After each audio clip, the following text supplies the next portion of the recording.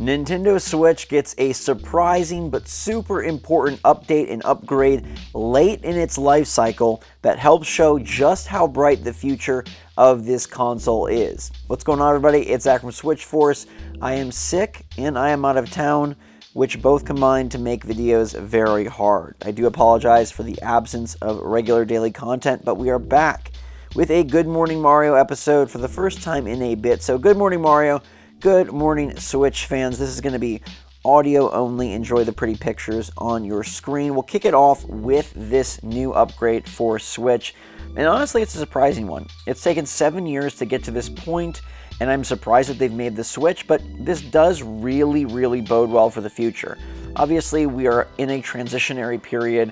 We're probably going to have a new console next year, but I love the direction we're heading. And whether it's Switch 1 or Switch 2, it's good to see big publishers, major companies on board trying to formulate the best plans and the best games possible for this console. So what's going down here is that EA is finally converting FIFA into its Frostbite engine real version on Switch. Okay, so basically FIFA has been doing legacy editions on Switch since its inception. Now those are just basically roster updates. They don't have Ultimate Team, they don't have the full modes, they don't have the full game, and they definitely don't have Frostbite. Now that EA is switching over to EA Sports Football Club 24, just a name change, we are getting a native version as confirmed by this new trailer that will have Ultimate Team and will use the Frostbite engine.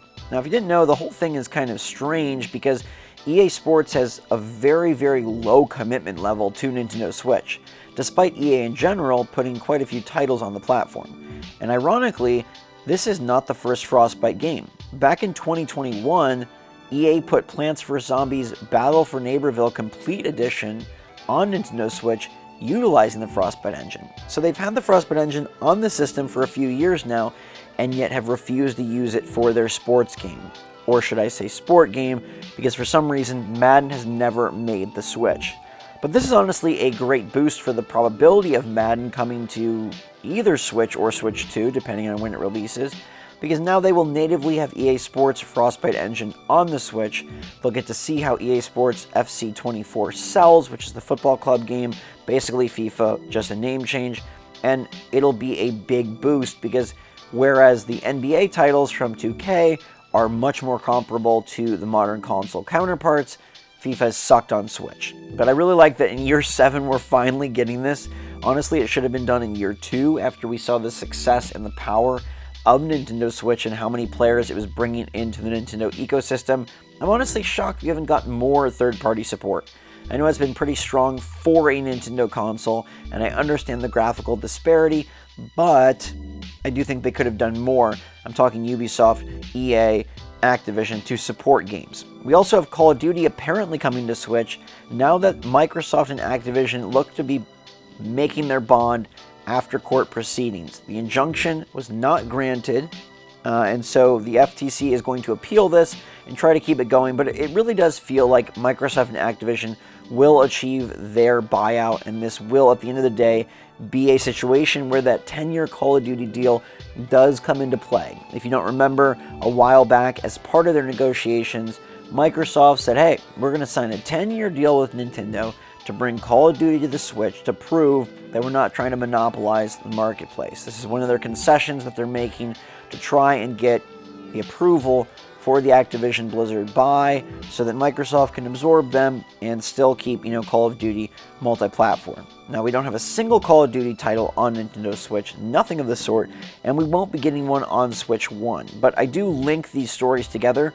because I think EA finally getting Frostbite for sports up and running on Switch, making that commitment like a million years late. There's 130 million players. That seems like such a high threshold, but this does start to show that even without a hardware upgrade, okay, third parties can jump on board. When there is a hardware upgrade, third parties will be even more inclined to jump on board because A, it's exciting new hardware, B, there's going to be a lot of hype and buzz around it, but C, it should be an easier conversion. So Madden, true FIFA, and Call of Duty all coming to Switch in the next few years sounds really great. It's honestly multi-platform parity we should have achieved long ago. Taken forever to get here. Don't really know why. Some other interesting announcements for Switch include new games like Gargoyles Remastered. Gargoyles is a very underrated and cult classic Disney show that is officially getting a Switch release. We knew that they were remastering Gargoyles, but we did not have a Switch platform confirmed.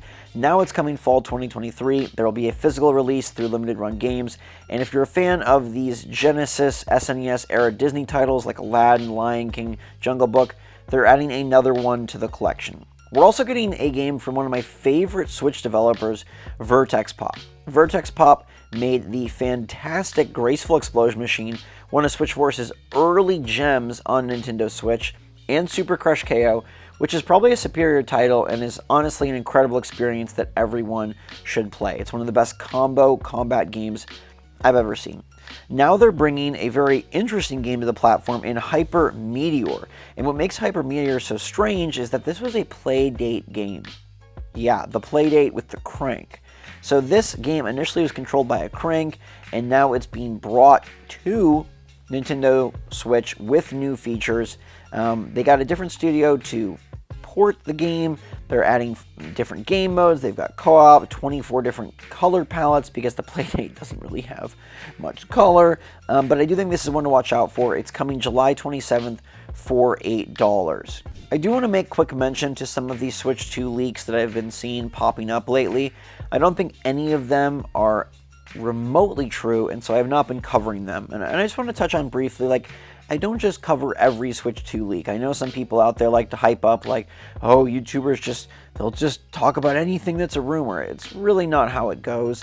I find ones that I think have some truth in them, or some verified part of them, or are making interesting waves in the industry, and I cover them because it's important to Nintendo as a whole, and therefore important to SwitchForce, which covers Nintendo. I mean, obviously we don't have huge new Switch releases every other day, let alone every week, and so it's very important for there to be coverage, and that could be in the form of new game announcements, that could be in the form of discussions, that could be in the form of leaks, whether commenting on them being true or interesting, or just outing them for being completely false. But I do think it's interesting to note that there's a lot of people commentating on the leaks, because basically those people are still commentating on the leaks. They're just doing it indirectly because they didn't find it first.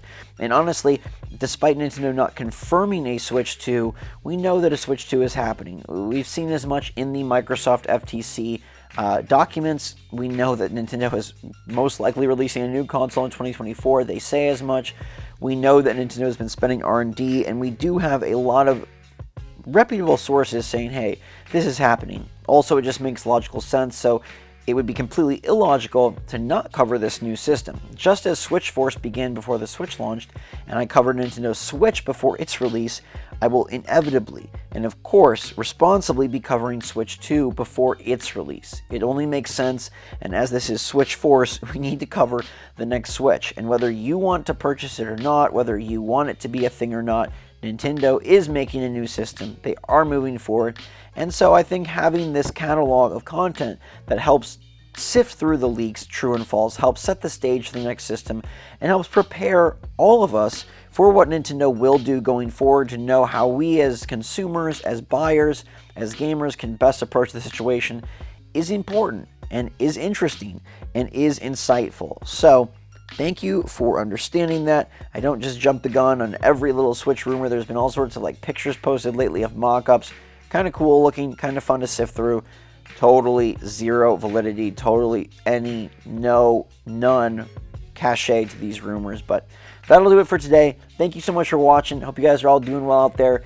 Stay safe, stay healthy, stay happy, stay positive. Until next time, SwitchForce out.